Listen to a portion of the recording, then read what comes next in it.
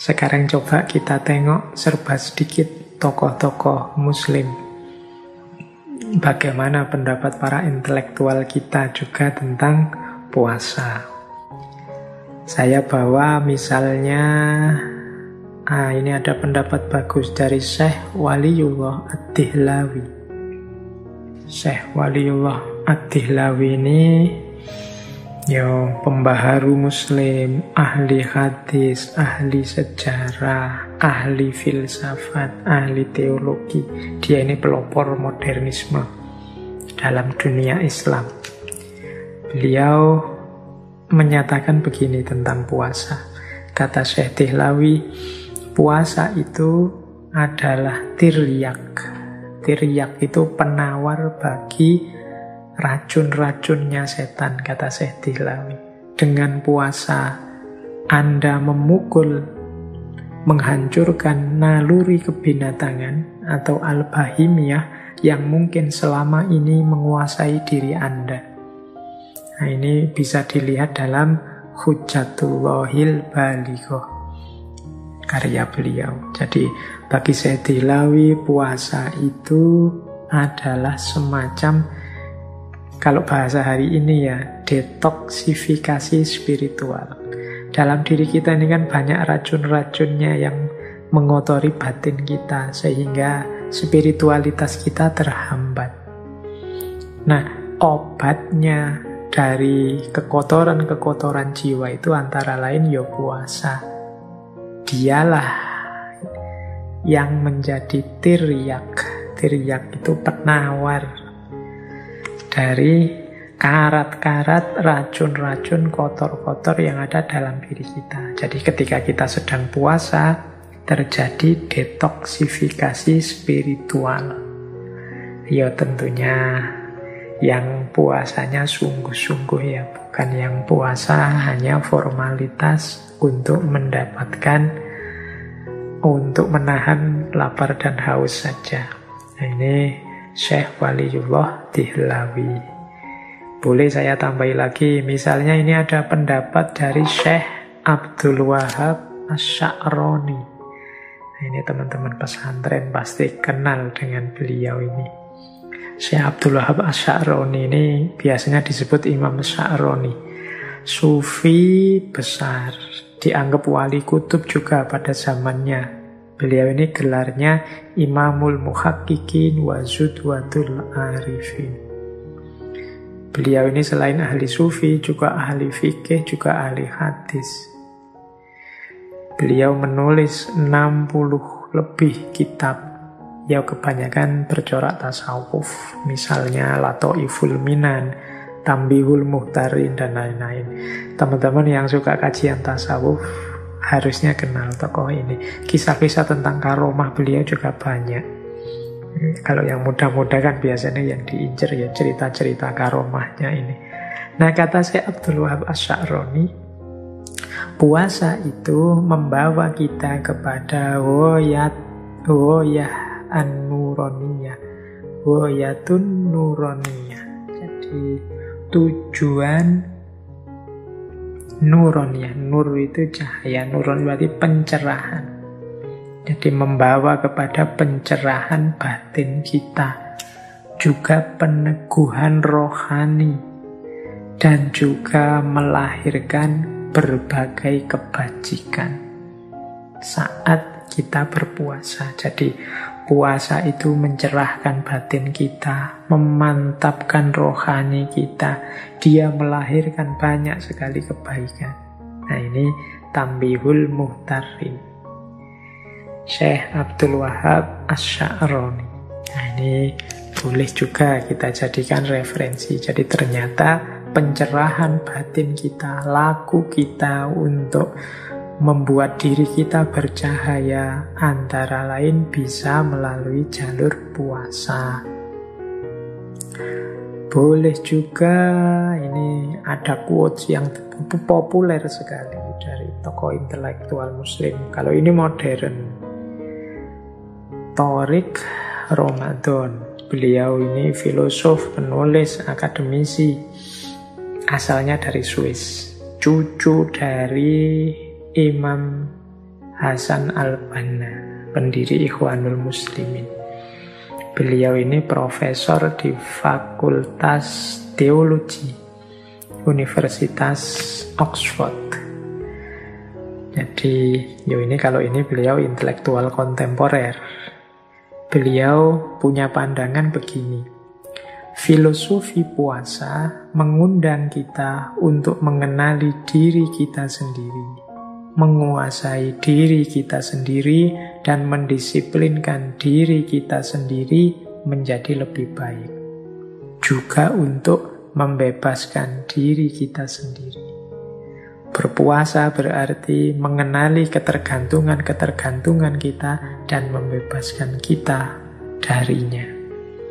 Ini kalimatnya ada diri kita sendiri banyak. Ayo kita cermati ya tadi. Yang pertama, puasa itu berarti punya manfaat mengenali diri. Diri kita yang lemah, banyak kekurangan, banyak ketidaktepatan. Kalau sudah mampu mengenali diri, kita menguasai diri kita sendiri.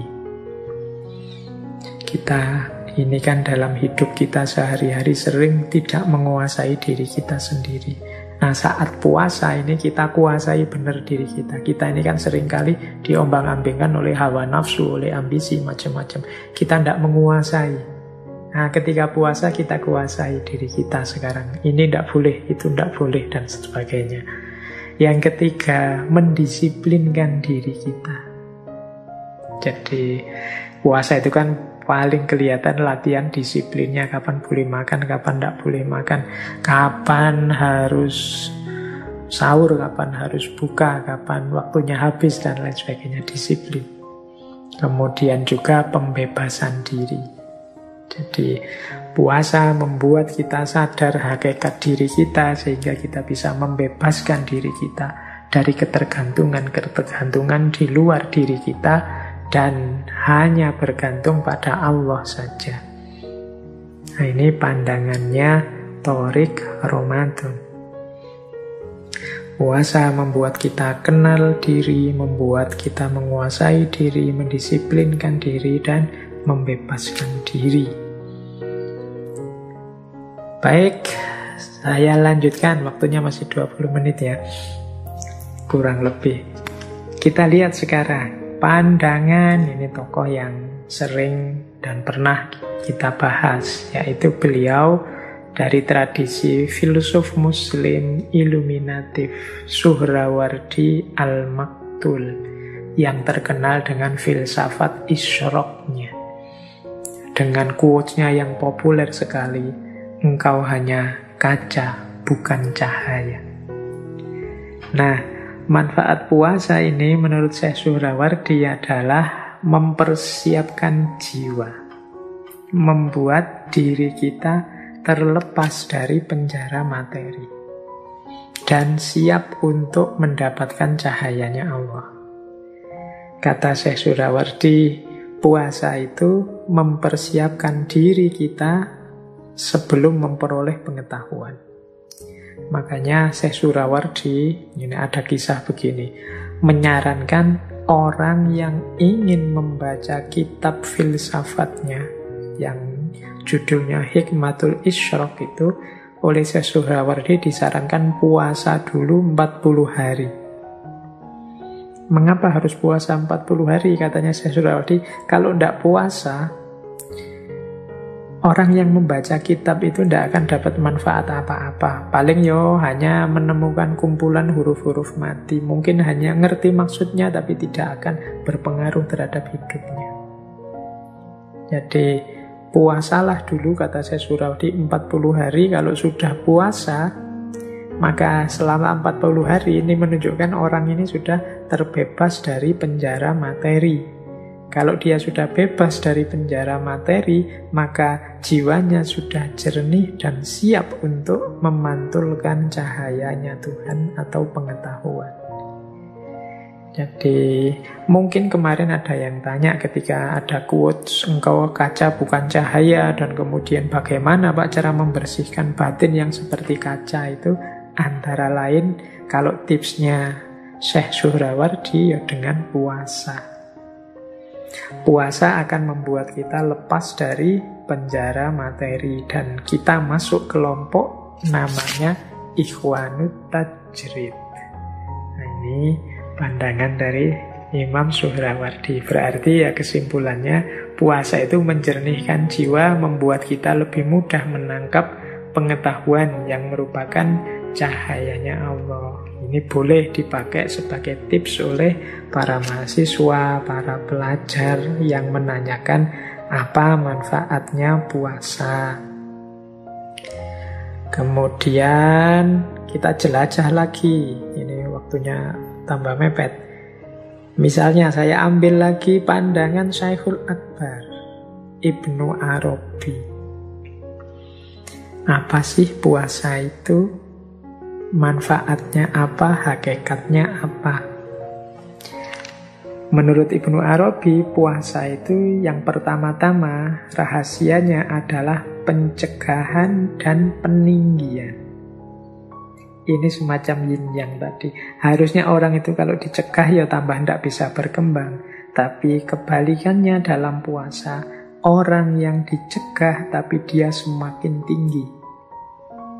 Dicegah fisiknya tapi semakin tinggi level spiritualnya. Jadi menurut Ibnu Arabi, puasa itu pencegahan dan peninggian. Ini yang pertama. Yang kedua, puasa itu rahasianya adalah tiada tindakan, tidak melakukan apa-apa. Ini yang saya jelaskan di depan tadi ya, bahwa uniknya puasa itu dia perintah, tapi perintah untuk tidak melakukan. Biasanya perintah itu kan perintah untuk melakukan sesuatu, tapi ini unik, perintah untuk tidak melakukan. Jadi rahasia kedua puasa menurut Ibnu Arabi adalah tiada tindakan, tidak melakukan apa-apa. Harusnya di era pandemi seperti sekarang ini, puasa kita bisa lebih berkualitas karena kita tidak banyak disibukkan oleh kegiatan-kegiatan di luar rumah. Bisa meminimalkan tindakan-tindakan yang bisa membatalkan puasa, khususnya secara batin. Karena hakikatnya puasa, kita akan menemukan rahasia puasa dalam tidak melakukan apa-apa. Ya tidak melakukan apa-apa itu maksudnya tidak makan, tidak minum, tidak berhubungan seks, tidak, dan lain sebagainya. Yang ketiga, puasa adalah penafian keserupaan. Nah ini menarik, istilahnya penafian keserupaan. Puasa ini akan menegaskan tauhid kita, akan menegaskan pengagungan kita kepada Allah, semakin menunjukkan inilah bedanya aku manusia yang lemah dengan Allah yang maha kuasa, maha segalanya. Jadi menafikan keserupaan kita yang makhluk dengan Khalik. Jadi ada unsur kesadaran bahwa aku dan Khalik ini ternyata jauh. Khalik itu tidak butuh apa-apa, sementara aku butuh dia. Nah ini hakikat dari puasa yang ketiga, menafikan keserupaan. Yang keempat, puasa adalah manifestasi dari sifat as-somadiyah. Ini dan al-haq sebagai tebusannya. Nah ini agak pelan-pelan menjelaskannya. Jadi teman-teman mungkin masih ingat ya, salah satu sifatnya Allah, Allahus Somad. Jadi Allah satu-satunya tempat bergantung. Allah yang tidak tergantung apapun. Allah yang tidak butuh makan, tidak butuh minum, tidak tergantung pada makan, tidak tergantung pada minum. Itu sifat as-somadiyah. Dia tidak tergantung apapun, tapi semua makhluk bergantung padanya. Sifat as-somadiyah. Dari aspek puasa, as-somadiyah ini melatih manusia sebagaimana Allah yang tidak tergantung. Jadi di situ ada pelajaran tentang as-somadiyah, ketidaktergantungan. Manusia yang semula tergantung sama sekali dengan makan, latihan untuk tidak tergantung dengan makan. Ini dari sisi fisiknya, nanti dari sisi batinnya juga begitu. Tidak tergantung pada dunia, tidak tergantung pada ambisi, tidak tergantung pada jabatan, tidak tergantung pada target-target yang tidak penting dan lain sebagainya. Jadi ini manifestasi dari sifat Allah as-somadiyah. Maka puasa ini terus unik, khusus, istimewa. Sehingga Allah menyatakan wa ana atsibihi, dan akulah yang akan membalasnya. As-saumuli wa ana atsubi. Makanya Allah sebagai tebusannya. Seorang hamba yang bersusah payah untuk melepaskan ketergantungannya, sebagaimana Allah yang tidak tergantung apapun, bahkan dia jadi tempat bergantung. Ini kan perjuangan berat. Padahal sebelumnya sudah ditegaskan bahwa makhluk itu jauh, tidak mungkin setara, tidak mungkin serupa dengan Allah. Tapi orang-orang yang berpuasa ini berjuang mengatasi ketergantungannya dari selain Allah kepada Allah saja. Ini ada takhallaq bi ahlakillah dalam konteks as-somadiyah. Makanya perjuangan ini dibalas langsung oleh Allah, wa ana atsibihi. Makanya al-haq sebagai tebusannya. Nah, ini puasa kalau dalam perspektifnya Ibnu Arabi. Pencegahan dan peninggian, tiadanya tindakan, penafian keserupaan, dan juga manifestasi dari sifat as-somadiyah. Memang beliau ini ya sufi, jadi pandangan-pandangannya, coraknya sufi. Sama seperti Suhrawardi tadi, karena beliau juga sufi, filosof, pandangan-pandangannya ya coraknya sufi, filosof.